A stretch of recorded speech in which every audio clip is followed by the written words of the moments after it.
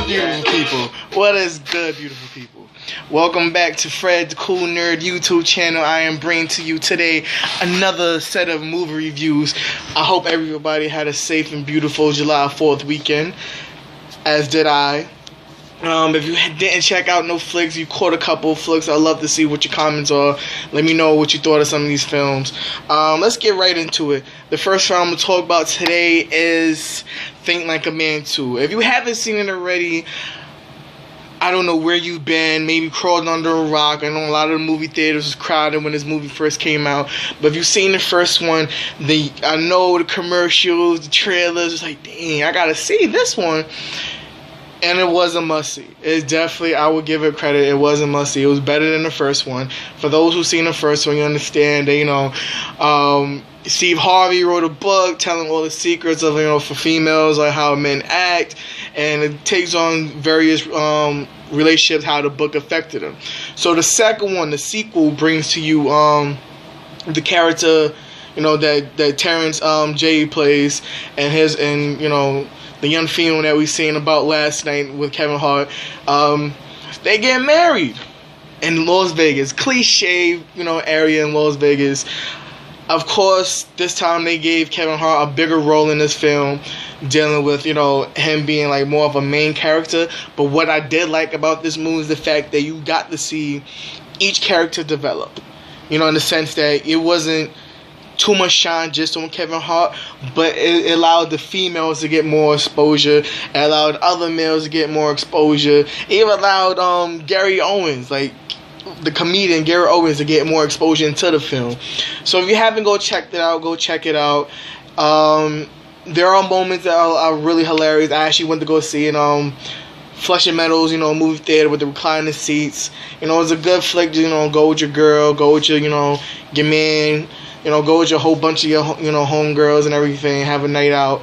It's a good movie to go see. Check it out. Please go check it out. Let me know what you're thinking about it on the YouTube page. For those who are not into, romantic comedies and, and cliche stuff at times, hey, we got Transformers for you. If you like action and stuff, Transformers out. For those who actually been, who kept up with the Transformers franchise.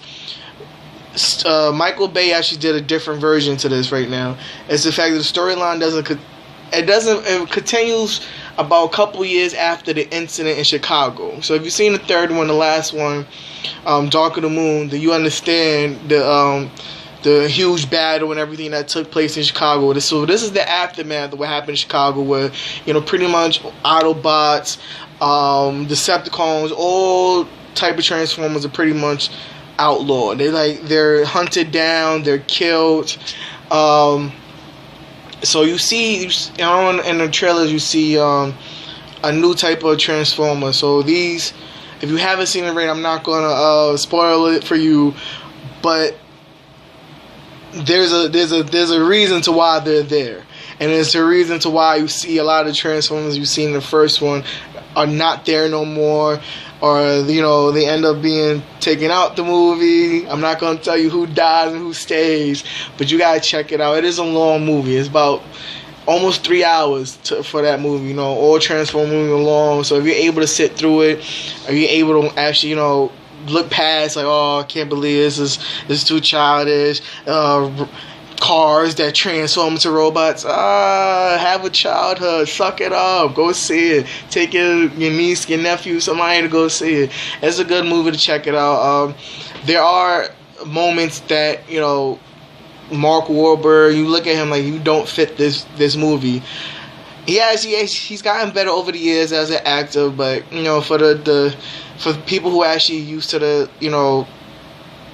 older characters from the first 3 films, you're kind of taken back in a moment, and you kind of have to realize, okay, this is a different time period that we're looking at when we're watching this movie. So I am a little disappointed in it, because I'm trying to figure out, like, what happened from then to there. There's like there's a connection, but there's nowhere storyline to the connection to, like, after Chicago to now. Like, what happened to all these Autobots? And that's the one thing I have an issue with about the Transformers franchise, is that we see so many different Autobots, and then the next film they're not there at all anymore.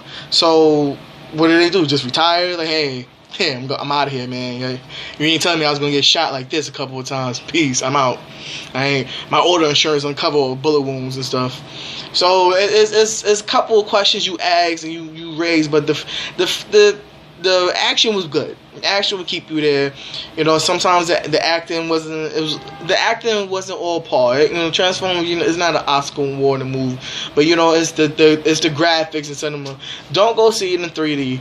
3D is a waste of money. Don't go see it in 3D. Waste of money. Go see it in 2D. It's no big deal if you see it in no difference between you see it in 3D or 2D. It's not like you're gonna be able to touch, you know, Bumblebee and like get your finger caught in the door or nothing. There's nothing to it. But they do bring out the Dinobots. That is the exciting part of this, is that you actually see the Dinobots. So go see it if you haven't gone see it. If you're into that type of stuff, I recommend it. Another film that I went to go see actually last night, and I'm glad I actually wanted to see it from the trailers and the commercials, was Tammy. If you don't know who the character who plays Tammy, she has a TV show on Channel 2 that comes on either Mondays or Thursday nights. She's been in Bridesmaids. You've seen her in The Heat. You also seen her in a couple other comedic films. So if you don't know who she is, then you've really been sleeping under a rock. Now she has like finally a film that just features her as a character, like her alone, and it's entertainment at certain parts. As it wasn't the die-hard laughing film that I thought it was going to be, which I was a little bit disappointed because I didn't laugh as much as I wanted to.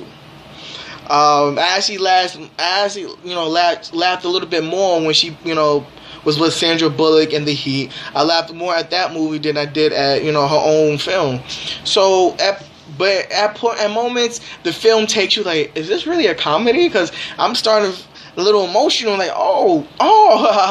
the laugh, the relief is right there following that. So it gets you at times. It's not a full blown, I'ma laugh till my eyes turn red and I'm coughing and snot's coming out my nose and I done spill popcorn on the young couple in front of me. It's not that type of movie, but it's not for people who are going to miss it in theaters and don't wait to get it on DVD or watch it on, or catch it online, or catch it, somewhere else. It's I wouldn't say it's a must see, like go see it, but I would recommend you just go see it if you want to go see it. And, it's not a waste of money, but it's just know what you're getting when you actually go see it. New on DVD right now, right? So 300, the sequel to 300 is coming out, Rise of Empire. For those who are into action and the cinematography, if you're into that type of stuff, you're going to love the DVD. You're going to love the extra features they give you, the behind the scenes and stuff. So go cop that DVD right now. That's my pick of the week for a DVD. I don't know, however you want to go cop it, Best Buy, Target, if you want to download it on iTunes, go cop it. But please check out. Wait for the next video. I am out of here right now. I'm going to put a little song for y'all. Put the rest of this, Till next time, y'all. Well,